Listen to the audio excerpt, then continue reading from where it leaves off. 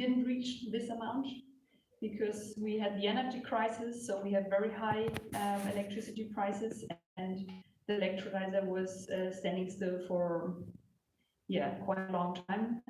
Last year in winter, about 3 months, he didn't produce any hydrogen because the prices were in heaven. So that was not possible. Here's a picture of next to the electrolyzer is the injection plant, which was built by Gasoni, which is quite bigger than our electrolyzer, double size, because this tiny thing, this is the electrolyzer. And they had to modify the gas pipeline on the other side of the field, because Denmark, they are saying, no, we don't want to have any hydrogen from Germany. So this line was the direct link to Denmark before. And they had to modify it, so we are sure that Denmark is not getting any hydrogen. They are still very strict with this, which I think, we have to talk about, because in some years Denmark wants to send us a lot of to optimize it. But so that's what we did.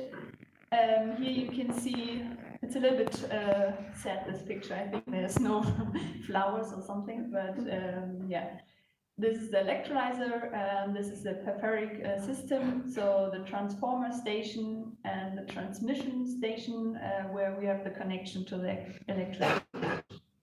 And here you can see again the injection plant where we give the hydrogen over to Gasoni. They store a little bit and then they inject it here in the gas grid. If you can see that, it's very small.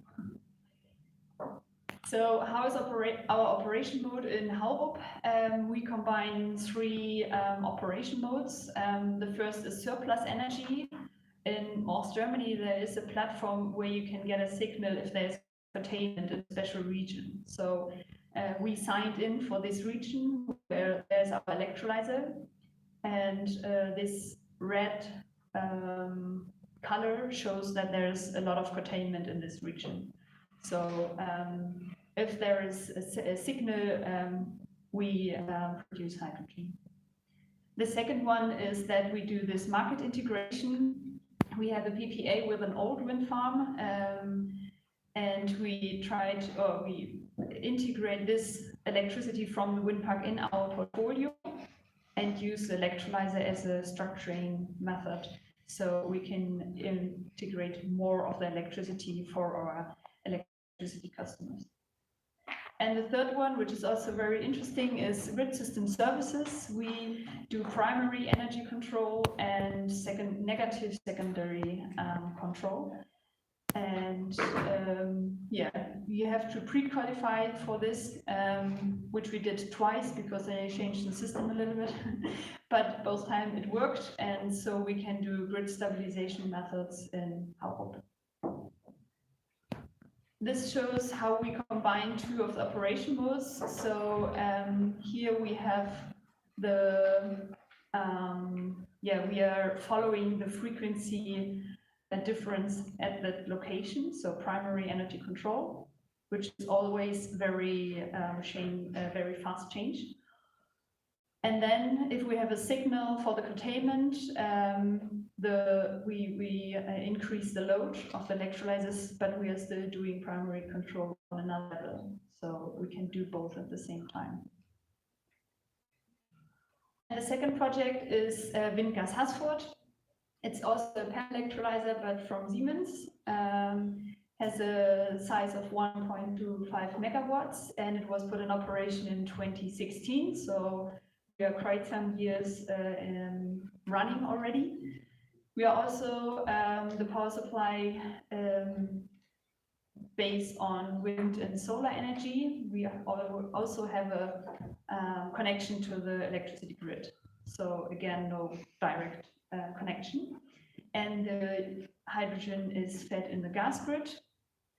And here we produce less hydrogen, as you can see. We have only about 1,000 or 1,500 forward hours. It mainly depends on the location, because now we are in the south of Germany. We have less containment, we have less wind and solar energy. It will change in the future because they are building a lot of wind and solar in this region. So perhaps we can increase the production, which would be very nice. And here you can see the electrolyzer. And here we combine three operation modes. So we basically produce hydrogen when there's local surplus energy. So if in the district grid, there is, in the distribution grid, there is more wind and solar generation than they use it, then we produce hydrogen. And we combine this with the trigger price, the method or the model I told you before. So we are not only looking at the local situation, we also look at the national situation of the price and how much energy or how much renewables we have at the moment in whole Germany. And then we offer again grid system services.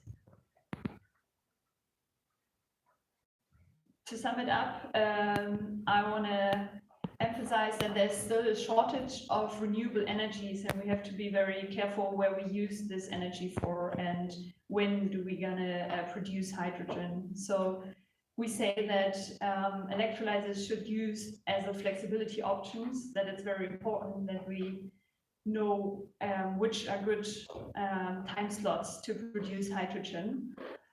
So we can promote the integration of the fluctuating renewables into the power sector, because the operation concept is crucial for the climate benefit of the electrolyzer.